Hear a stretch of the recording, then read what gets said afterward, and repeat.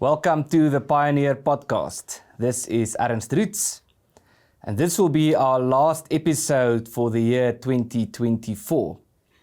A year that was certainly a very eventful year, not only in terms of what happened in South Africa over the last 12 months, but especially what happened in the world. So this episode is part of a two-part series in which we discuss what is happening around the world. And so this episode will be part of a two-part series in which we discuss what is happening around the world and how these developments will also affect us. In today's conversation, we will be talking especially about America, about the recent American elections, and also what we think might happen in the years that lie ahead for America, especially the second term of a Trump administration. And then in a follow-up conversation, we will be talking about events also happening in Europe and the world at large.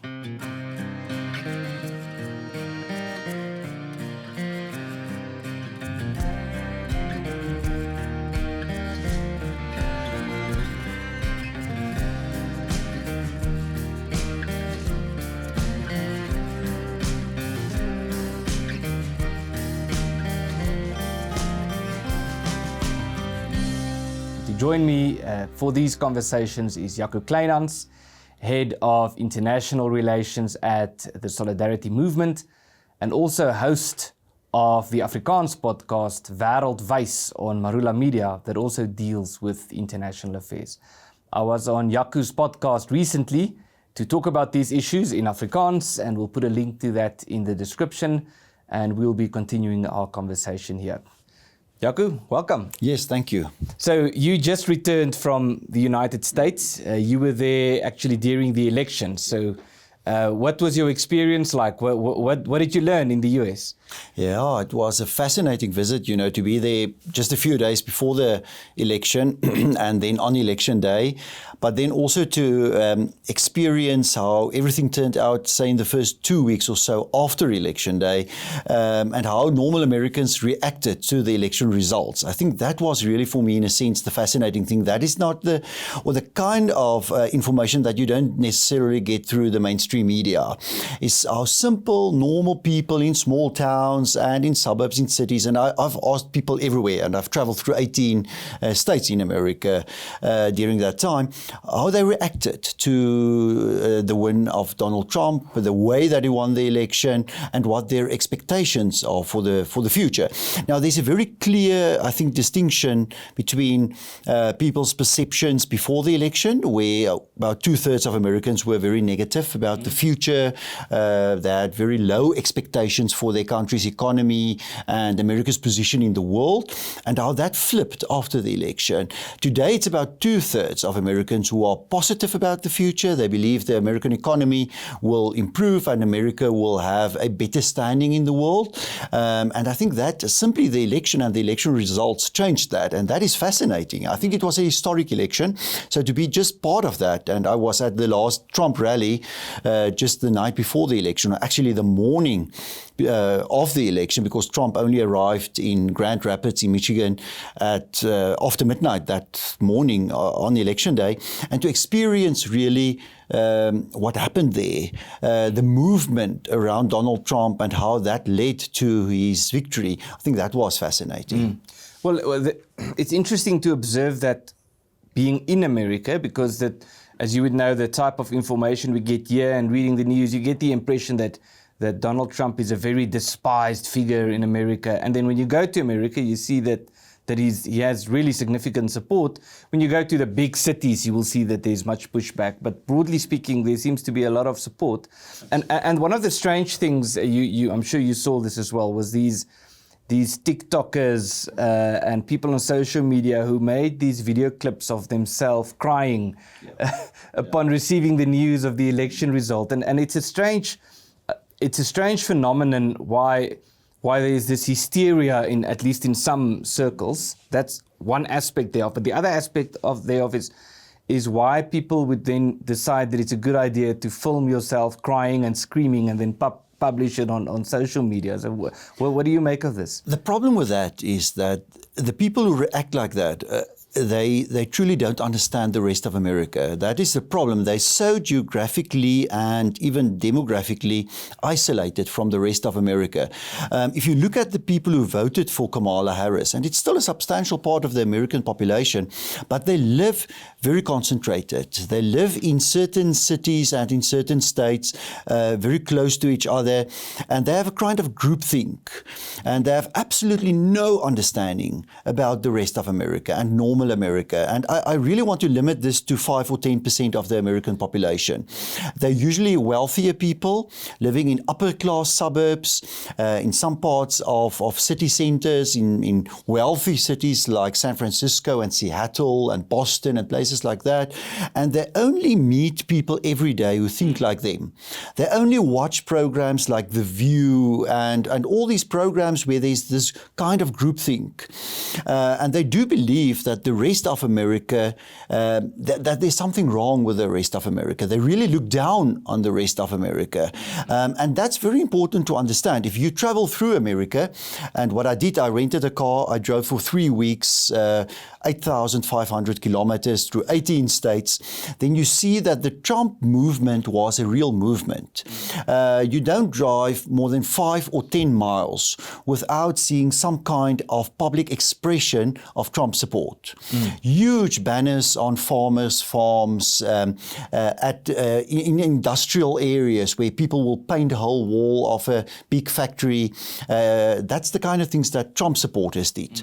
The Kamala Harris campaign was a very centralized driven campaign. There were no real ground game. It was driven by huge money, big money that was involved. And I mean, they've outspent the Trump campaign 3-1. And every single billboard in America was a Harris advertisement. So every billboard next to a freeway was a Harris billboard. You never saw any Trump billboards, but you saw all these thousands, hundreds of thousands of signs on people's lawns and on farmers' lands and everywhere of people supporting Trump. And that was a broad movement. Geographically, I would say about 80 to 85% of America where Trump actually won. And then you have these very concentrated areas where all these Harris supporters lived and where they really told themselves, and they're still telling themselves, that what they think are the right kind of thinking about America, about the world, and their big frustration is they don't know how to deal with these terrible uneducated people who are more than 50% of the American population, clearly. And you saw that. I saw that clearly after the election, you know, how they actually became emotional, as if America were taken over by some kind of barbarians, you know, by these crazy people, you know. And I think that is the challenge for the Democratic Party in America, is how the party will reposition themselves. I've been traveling to America for 20 years now with elections. My first election was 2004 with the Bush-Kerry campaign, and it actually started there. That is where the problem started. John Kerry was a senator from Massachusetts. He represented this globalist urban elite. And since then, we saw that the Democratic Party in America became the party of the globalist urban elite. And that wasn't the case 30 years ago when Bill Clinton was president. Bill Clinton came from a small town in Arkansas in the South. The Democratic Party was still a broad-based party of lower class, working class, lower middle class Americans. That has changed. The Republican Party is now the party of the normal Americans, of working Americans. Grassroots, where you see in towns and small cities, you see that. And the Democratic Party has become the party of the elite, the urban elite, but then also what is left over of minority support. And I think that must be their worry, because they still, Kamala Harris still achieved some success in certain states, because 75% or 80% of African Americans in those states voted for Harris, or 45, maybe 50% of Latinos, Hispanics voted for Harris. But look at the decline. Look at the decline in African American support. In a state like Wisconsin, Trump won 21% of black men.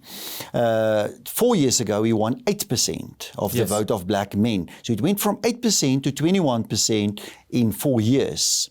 So the Democrats and their urban elite are also losing the support of the minorities. They've, in this election, already lost the support of Asian Americans. They started losing Hispanics. Hispanic men already voted a majority for Trump, and they're certainly starting to lose the African American vote. So I think when you're there and you travel in America, you see this reality that you don't necessarily read about in the media. Yeah.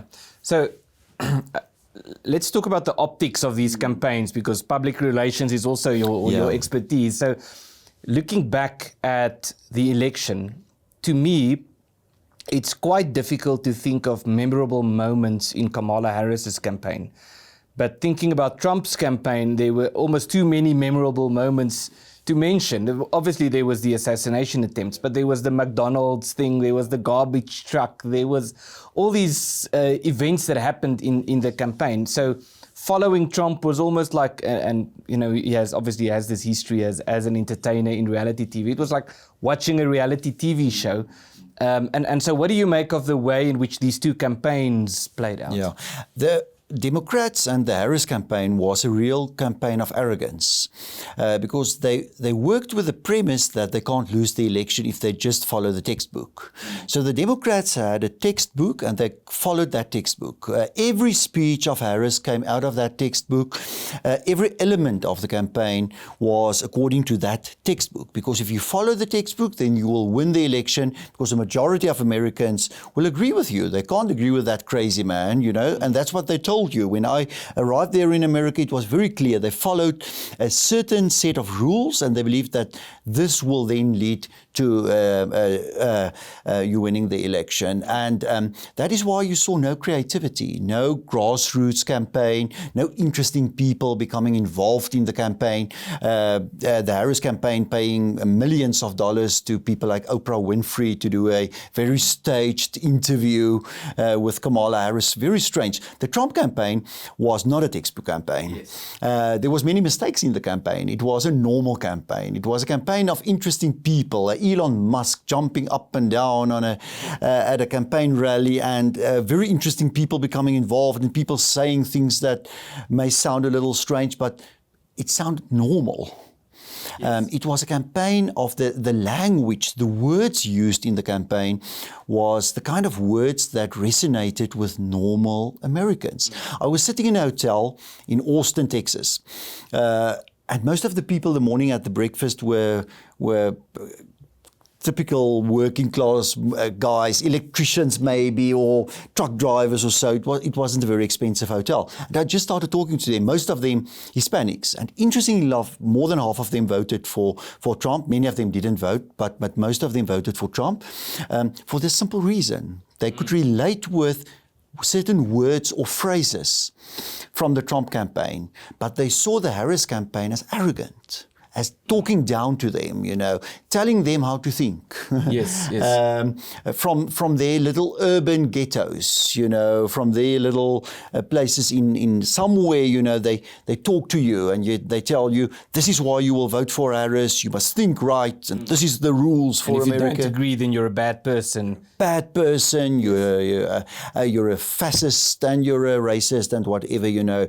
I think that last 2 weeks, the desperation in the last 2 weeks of the Harris campaign was very clear when they started talking about fascism and racism and all of these terrible issues. I think they made a final break with some of these core constituencies who moved very strongly to Trump. If you drive along the border between Texas and Mexico, I did that, I was there. That was one of the parts of America where the shift was the biggest towards Trump. It was all Hispanics, and especially Hispanic men who just said they had enough. They had enough of people thousands of miles away in Washington taking their taxes to pay it to spoiled brats somewhere doing some kind of useless job, sitting in an office somewhere around Washington, D.C. They work very hard, and then even paying illegal immigrants who stream into the country. They told me that. They just had enough. And that kind of language of Trump, saying we had enough. We're going to stop this now here. That really resonated with many of those Americans. So you're right. I think we live in a time where there's so much messaging and communications that are that people feel it's not real. It's not honest. There's so much dishonest communication and messaging and marketing, and I think it was just the Trump campaign was just so honest. Yes. It was just so real. And also, so what's going on with the media? Because I saw that MSNBC report on the Madison Square Garden rally, and I honestly thought it was a joke. I thought it was something that someone edited and published, where they spoke about Trump speaking at Madison Square Garden, and then they had footage. I don't know if it was KKK or Nazis. And the whole report was about how some Nazi event happened there 80 years ago. And they said one fascist movement to the other. It's really strange. And so what's happening there? No, that's a crazy thing, because Barack Obama also had an election rally at Madison Square Gardens in New York. Yes. And one of the Clinton, previous... I think, as well. Yeah, and one of them actually had his acceptance speech for president, a Democrat, a few years ago there. I can't even remember which presidential candidate, but in the last 20 or 30 years.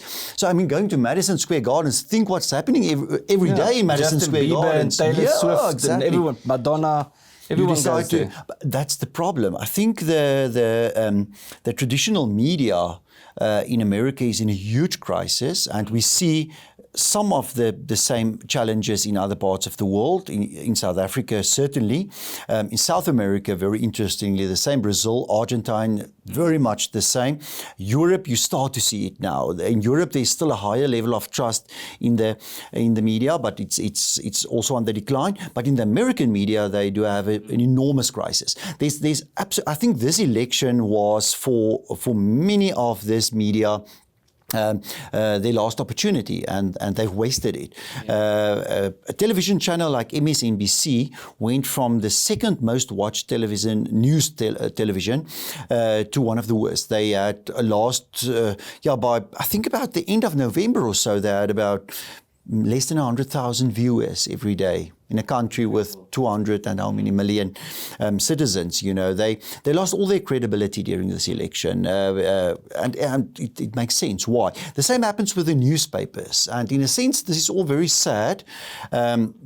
Because I always say to people, it's important that you do have independent media. We all agree with the importance of independent journalism, media. All of that, yes. But if you look what Jeff Bezos said, he bought the Washington Post a few years ago, and the Washington Post was always one of the most leftist newspapers in America.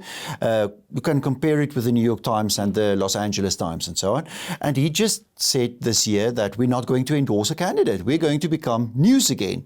We're going to be a report about the election campaigns, and we will not endorse a campaign and then become part of a campaign, because that's what's happening to these newspapers. And it's almost strange to hear a newspaper say that. Yeah, because the New York Times is they're just a part of the Harris campaign. They were completely part of the Harris campaign. They just did what the Harris campaign told them to do, and they've lost most of their sales over the last few years.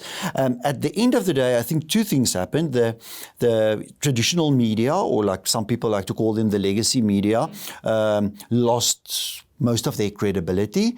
And then there was this fascinating, and we do see it in South Africa also, this fascinating new and alternative media who really became, I think for the first time, a real role player in American politics. Yeah, you saw that with Trump going on all these podcasts. And absolutely. The Joe Rogan podcast was by, I think, I can't even remember the numbers, but it was at one point 80 or 90 million people who watched that interview on Joe Rogan. But there were so many others also. And I think in terms of American politics, the conservative, right-wing side of American politics broadly, and they're not aligned with the Republican Party. That's also what is fascinating. Is many of them are very independent-minded, but they're very much on the forefront. They're very well organized. They're very successful already in terms of also being commercially viable. So I think that was one of the most fascinating things this year during the elections, and I saw that in many places where you will never hear. You will go to a certain state. You will go to Michigan. I've spent election day, the day before, the day after in Michigan, and there's all this alternative media. Well, we don't know about that in South Africa, but in Michigan there's so much alternative media and people just follow alternative media. Podcasts and social media and Yeah, alternative news websites, especially podcasts. Fascinating. And I think really it is starting to make an impact.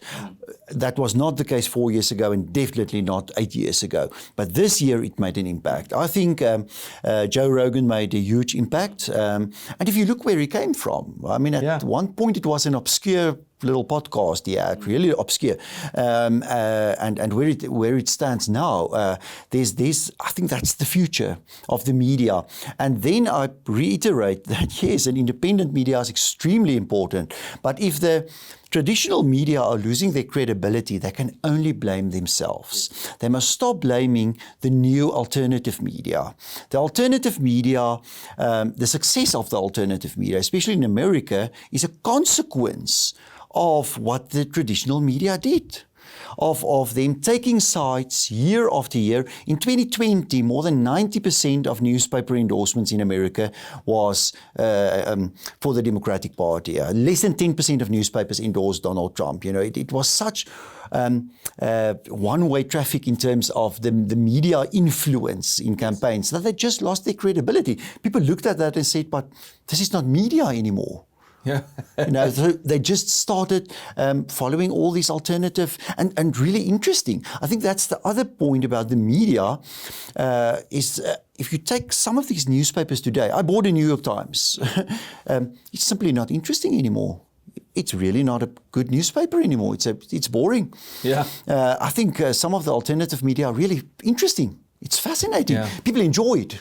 They really enjoy it. They find it sometimes even entertaining. Now, there may be challenges on that, on the credibility of some alternative media, and I think that will be one of the big challenges in the next few years. I will certainly agree that there's sometimes challenges with alternative media who are not always so credible and all of that, you know, they don't always have the capacity, but they do bring something new and fascinating towards the media landscape. So Rogan is a good example, and Tucker Carlson also. Absolutely. So for example, in the interview Joe Rogan had with Trump, there are the typical topics that a politician or a presidential candidate discusses in his interviews and so forth.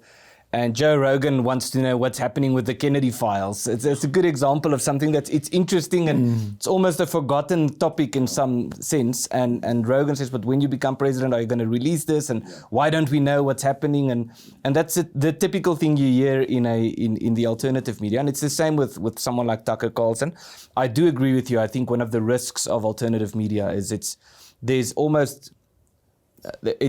easier to get entangled in conspiracy theories and things that sound flashy and that might lead to a lot of likes and shares and comments, but it's not necessarily credible or there's not evidence thereof. So is this something that I think that you think we should be concerned about going forward in terms of the shift to alternative media? Yes, I do think we must be concerned about that. But what I also see, and I think this is important, is that we must not underestimate people's intelligence. And I think that's part of the mistake that some of these political leaders in places like America, but certainly also here in South Africa, and some of the leaders also in the traditional media, the mistakes that they make, they underestimate people's intelligence. So if you look at the alternative media in America, you certainly had some of these alternative media, news websites, some podcasts also, who made news and they became very popular, and then they've lost some of their credibility because they became involved in all kinds of conspiracy theories and strange things. And today you don't hear about them anymore.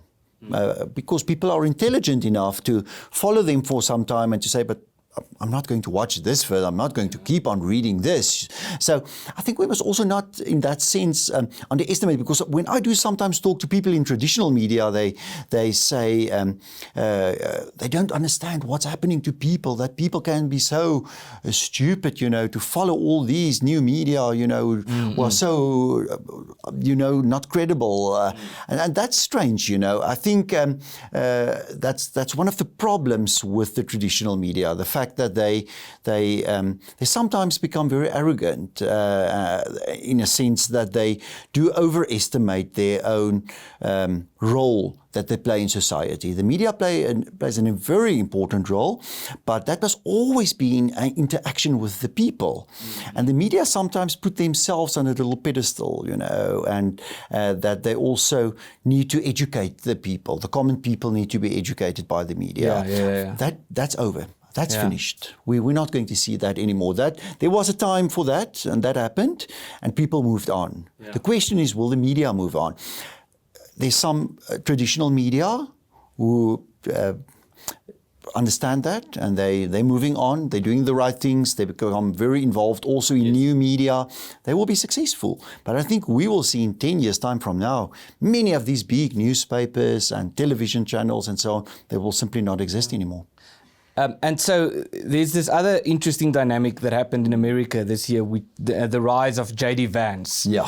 And I'd like to hear your views on this, because when he was, firstly, it was a bit of a surprise that he became the VP candidate, but then also the way he was responded to, he was presented as the weird candidate. Everyone called him weird, and a lot of people said, from all the candidates, he's the least weird. But, absolutely. But so what's your view on what's happening with JD Vance? Yes, I mean, he's a fascinating character. I'm one of the few people, I think, who bought this book in 2017 when it was published, The Hillbilly Elegy, because I simply heard from a friend in America about this book. He read this book and he said it's fascinating that you can have someone who comes from that area, the Appalachian part of America, which is parts of West Virginia, Kentucky, southeast of Ohio.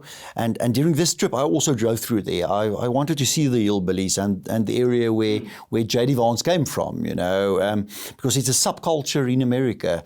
And it really happens that people from Appalachia ever become successful in life, that they ever go to university and study further and become successful in life. And J.D. Vance became very successful before his political career. I think he would have been more successful if he didn't enter politics, economically at least, financially. He was extremely successful, and he has this fascinating story. I mean, he grew up in really, really terrible conditions. I mean, I can really recommend anyone to read his book or watch the film that was made about his life. And then you have someone like that who enters politics, and remember always, and he also speaks very frank about that in 2016 he was still absolutely an anti-Trumper. He was absolutely opposed to Donald Trump. He hated Donald Trump. He thought Trump was the biggest mistake to America. But he saw then what happened. He started to understand Donald Trump, the Trump movement, and what was happening in America, how the political elite manipulated politics, and how they manipulated both the Republicans and the Democrats to get their kind of candidates and to get their kind of policies.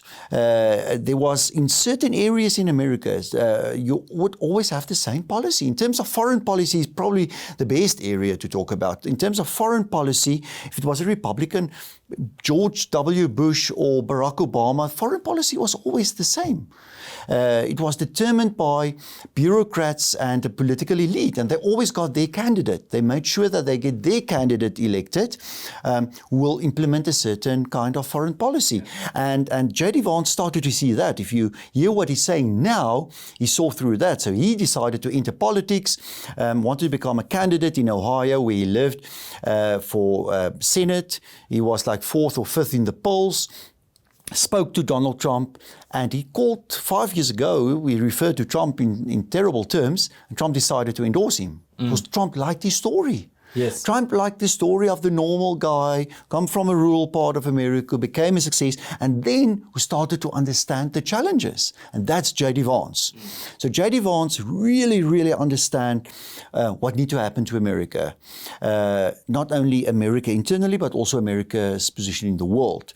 And then he became senator. Well, so only his Senate campaign was fascinating because he was up against 2 or 3 formidable Republicans in the state, the lieutenant governor and someone else who's also, I think, the Secretary of State or so for Hawaii, but formidable politicians. In the primaries, he had a very small budget, but he had the Donald Trump endorsement. And then there was this unbelievable result. He won the primaries. No one expected that. So J.D. Vance became the Senate candidate. He went on to win the Senate race. That was now 2 years ago. And then he was for a very short period in the Senate and selected by Trump to become his vice presidential candidate. Now, there was many other people that Trump could rather select if it was only for him about winning elections for Trump. Yes, people from exactly. other states. Trump would always want Ohio. Ohio was a safe state for Trump. You could maybe decide on someone from Michigan or Wisconsin, North Carolina, maybe a senator from North Carolina, even someone from Arizona or Georgia. Trump didn't do that. He wanted to find someone who would take the Trump movement, the MAGA movement, further into the future. Remember, Trump will be next year in his final term. There's 4 years left of Trump. Then Trump is finished in terms of his political career. And someone need to take this movement further, because this is a movement that's not directly linked to the Republican Party in America. It's very important to understand that. If you also look at the election results of this election, there was interesting in some states, where Trump did very well, but Republican Party candidates didn't do so well, exactly, because they were real establishment candidates. It's almost as if the MAGA movement has surpassed the Republican Party. It's Absolutely. more about MAGA than about the Republicans. Absolutely so. Many people, especially people from the working class, the lower middle class, unionized people, they voted for Trump, but then in a state like Michigan, they didn't vote for the Republican Senate candidate, so he lost the election. The same happened in Wisconsin and in Arizona. So that was very clear. So Trump had to find someone who was standing outside of the elite in the Republican Party, the typical old school leaders of the Republican Party, who comes from this decades of politics in Washington, the old way of politics in Washington. And J.D. Vance was that, but you also had to find someone who was really intelligent, who had guts, and to really understand the common people in America, who understand the issues that will affect Americans, because that's why Trump won. Trump won for one reason. He understood normal Americans, hardworking normal Americans, who was really angry about more than 10 million illegal immigrants who came into their country. They were angry about high inflation. They were angry about many things. Trump understood all of that. J.D. Vance also did. And that's the reason why he was selected. And like you said, he's the least weird. If you just look at the VP debate between him and Tim Walz, but also in all his media interviews. He did so many media interviews in the weeks in the run-up to the election. I mean, Trump was more weird than J.D. Vance. Kamala Harris was more weird than J.D. Vance, and Tim Walz certainly, more weird. So that's the problem. When you work with a textbook campaign, I think the Democrats really had a challenge on how to respond then to someone like J.D. Vance. Then they decide, let's call him weird. But I mean, to someone who's a carpenter on building projects in Dallas, in Texas, doesn't have any effect on how we view politics. When you hear tonight, he's sitting with his beer and he's watching politics on television, and but the Democrats call this Republican weird. Doesn't make any, it doesn't influence him, So there's probably, I would say, 3 things about J.D. Vance that really is, you could say, his strengths. The one is his relatableness, as we discussed now, the fact that I think of the 4 candidates, he's the one that most, you could say, understands working class Americans, and another is his let's call it philosophical depth. He comes from sort of the conference circuits. He spoke at the National Conservatism Conference, and he's very well connected within those circles.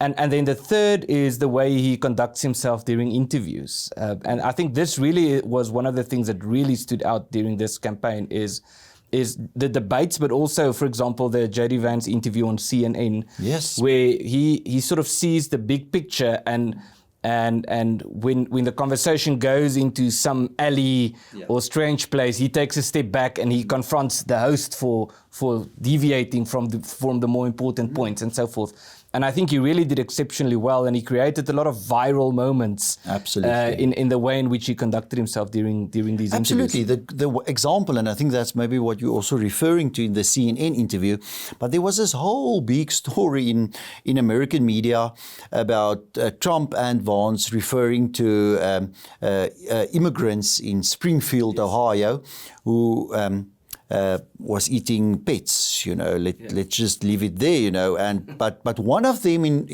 at a campaign rally said that they may, I think it was Trump who said, these immigrants may even eat people's cats and dogs. Yeah. But I mean, that was figuratively speaking, that was just to show people how serious the problem was. The proof was more on things like ducks, in a park in Springfield. These immigrants, they were eating the ducks. That was proven afterwards. But the media decided to really jump on that story to show that both Trump and Vance were lying, and they were alarmists, and they just wanted to make immigrants look bad. So I traveled 6 days after the election. I was in Texas. Last meeting was finished by 1 in the afternoon in Austin, in Texas, and I drove 4 hours to the border, Del Rio, town on the border. There's a border post also where you can go into Mexico. Now, Del Rio is very well known simply because that's where the problem started in 2001, a few months after Joe Biden became president. There was thousands of people from Central America, especially Haiti, who wanted to enter the country, and they walked through the river under the bridge and then the Biden administration started sending some of them back, and at one point they just decided to let everyone in. And that broke the wall, that caused then so many people from all over the world to come there and just enter America.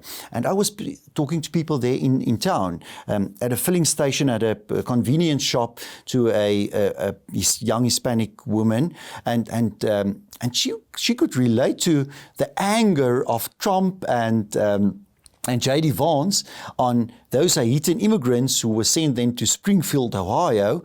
And she didn't care about, was it now dogs and cats or was it ducks? But she strongly related with their anger because that was also her anger. Yes. Because her parents were immigrants in the 80s, 70s or 80s, I think in the 1980s, from Mexico. They came legally to America. She was born in America. She's an Hispanic woman, working hard. She's a working class woman in that town, and she saw the complete mess, the problems when thousands of illegal immigrants started pouring through that town. Mm-hmm. The challenges. She started to feel unsafe where she worked. They had to appoint a security guard at night at the convenience shop at the filling station. Everything was dirty. They had to lock up the public bathrooms. It was a complete mess. She was angry because she saw the effect it had on her town, the schools in her town, the safety in her town, on everything, Yeah. And those people voted for Trump. And then when I stood there in Del Rio and I talked to this young Hispanic woman, I say, but these media, they never went there to speak to her. They never went during this campaign to talk to normal Americans in normal towns on how do you relate to issues like illegal immigration or the economic challenges or America just giving all these weapons and money to Ukraine and being involved in conflicts in the Middle East, because that's some of the issues that people that I talked to was very much aware of. The media didn't do that. They just followed the textbook, the Kamala Harris campaign textbook. And so what do you think of these warnings by Elon Musk? Was he exaggerating? At one point he said that this would be the last election if the Democrats won. He explained that he didn't mean it literally as figure of speech because of the way that immigrants were moving and illegal immigrants were moving into the swing states. And then this whole issue about not having, this pressure from the left not to be able to show an ID or so forth. So is this really something that is this a serious issue, this immigration into swing states that could permanently or something along those lines influence future elections? Absolutely so, and I think people don't understand this issue. There's a few points. The one is that what you've mentioned now is that when people arrive illegally at the border, and we just look at what happened during the Biden term. So when people arrive illegally at the border, that's already in a sense, in terms of the current law in America, that's a crime. When you cross the border illegally, that's a crime. But then the Biden administration said that people can there at the border apply for asylum, and then they can go into the country. Now, I know China don't do that. They won't allow that. I know that Saudi Arabia won't allow that. Japan won't allow that. Brazil won't allow that. Canada won't allow that. Why must America allow that? Why can you do that? So they do that. But then they have absolutely no record because some pressure groups said, but we can't demand of these people to have proof of ID. Now, what many of those people do on their way to the border, they destroyed their IDs and their passports. So they had no ID on them. So there was absolutely no record. And until today, there's absolutely no record of who these people are. We know there was millions, but we don't know how many millions. I mean, someone will say 5 million. There's some credible numbers, 6, 7, 8 million. Some people even say it can be up to 20 million people. Because you also don't know of everyone, because some people just walk across the border and no one picked them up. So they just walk every day across the border. So these people just enter America, and now they are asylum seekers. And they must go to an immigration court to state their case for getting asylum. Asylum, there's very strict rules. You must come from a country where you're really persecuted and you feel unsafe. The only problem is that there's a complete shortage of immigration courts. So at this moment, it will take you 10 to 11 years before your case are heard. So you get a little slip there at the border saying you need to be in 10 years' time at this immigration court, and then you can go, and you're in America. And then those people, somewhere in the very large country, they find a place to live and work and go on with their lives. And many millions of them came into America, many of them with serious crime records, many of them involved in drug-related crimes and all of that. That's the one problem. The other problem is what happened over the last few years, that America also completely lost track of people who enter America with tourism visas and study visas. So there's at the moment more than let me first say this. Every year, 1 million people arrive in America from other countries to study in America. But the American federal government lost track of them. The system don't work anymore. They don't know where everyone is. They have no idea. There's no database anymore. The database went down. At this moment, it's not working. The same with people who enter with tourism visas. Like you and me, when you think they know about you, they don't know about you anymore. So they've lost track. They switched their system. If you today travel to America, you need to go through passport control, and they scan your passport, and you get onto a database when you enter America. But they don't remove you anymore when you leave. They've changed the system to get data from airlines. The system is not working. So now they say that there's many people, millions of people, who entered America, usually through airlines, airports, with tourism visas, and they don't know if they ever left. It's incredible. Yeah. So there's so many, and I mean, that's a first world country. That will never happen in, say, Germany or, Japan, China. You can name all these countries. It will never happen there. You will not overstay your visit in China by 1 day. If you visit China on a tourism visa, they will not allow you. They will kick you out if you overstay your visa by 1 day. The federal government, that bureaucracy, have lost complete control of their immigration system. But so this is the crisis, and then there are these states and certain politicians who say that we should not ask people for ID when they come to vote. Yes. So how is that how could that be explained in any other way as trying to say that they want to sort of manipulate the system? Absolutely. And then what's very important is that every 10 years there's a census in America. And in America, everyone gets counted in a census. If you're there legal or illegal, you're counted. And you're counted in one of the 435 congressional districts. And then the lines, the borders of the congressional districts are redrawn every 10 years based on the population of those districts, including illegal immigrants. So all these millions of illegal immigrants will have an enormous effect on the next time when borders are redrawn. So it will have a direct influence. And the electoral map. Absolutely. The number of electoral seats given to every state. Yes. And that is why states like Illinois with Chicago and New York took in so many of these illegal immigrants, because they will get extra congressional districts who will vote for the Democratic Party. So it will directly influence control of the American Congress. The number, not even on the question if they will get citizenship or not. Even before they get citizenship, they will have a direct influence of the election results by the end of this decade. These 10, 15, how many million people who came in over the last few years. They will have really an enormous effect in some states, some of these that I've just mentioned. Because where did people go? You know, they went to places like Texas, Florida, New York, Illinois, where there's big cities. You know, you can see it in cities. If you go to places like Houston, Dallas, Austin, you see in some of those cities on the streets more immigrants than Americans. That's just the reality. People who can't speak a word of English. That's the easy way, you know, to someone who grow up, who come from an immigrant background in America, at least they usually, all of them can speak English, some level of English. But these people can't speak a word of English. And they're all everywhere there in all those cities. So, it's not a conspiracy theory that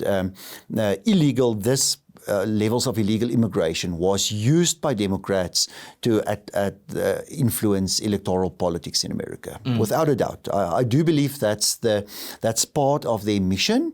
And the reality is that many millions of those people are now there in America. And I think that will be one of the biggest challenges for the Trump administration.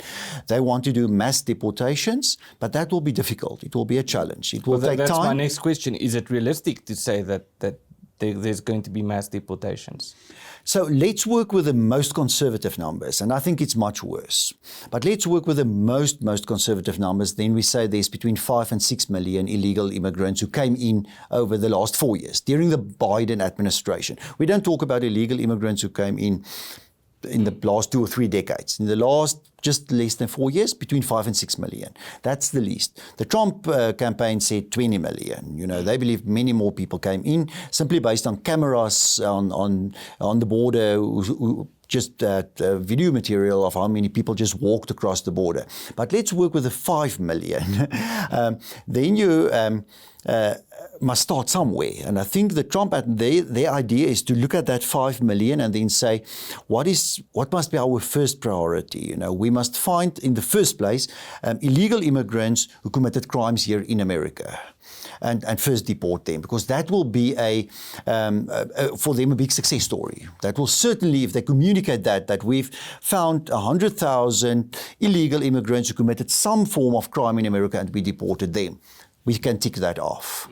That was a success. And I think then they will work through categories of how serious it is and how serious it resonates with Americans, with the American public. If they will then, but I mean, it's impossible. And people must not have unrealistic expectations. It's impossible to deport 5 million people within the next 4 years. You can't do it. The cost is, in the first place, impossible. I think what you will see voluntary deportations, an increase in people voluntarily leaving America.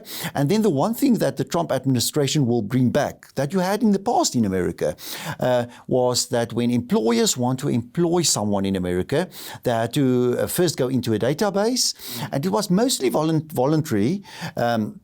and then you must check the status of that person. The Biden administration basically stopped that. They've stopped most of the work of ICE, which was a federal bureau who did that.